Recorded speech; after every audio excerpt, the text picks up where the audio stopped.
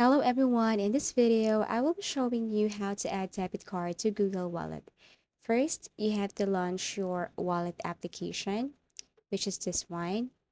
Now, once you're here, you have to make sure that you installed the updated version of wallet. I mean, this application is up to date in order for you to avoid any problems.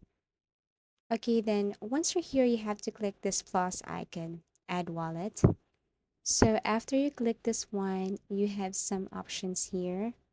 Okay, so Transit Pass, Loyalty, Gift Card, Payment Card. For Transit Pass, get around town with your phone. Loyalty, earn and use rewards and points. Gift Card is used for shop and pay with a gift card and payment card. So we have to choose the last one here.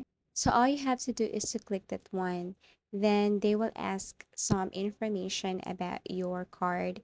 And you can't see it here because of privacy purposes. I mean, they will not allow screen recording for that. But all you have to do is to fill out information with your card and it will automatically link to your wallet.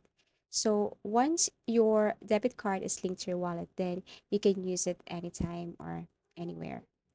So that's how you add debit card to Google Wallet. I hope this video helps and thank you so much for watching. See you again in our next videos.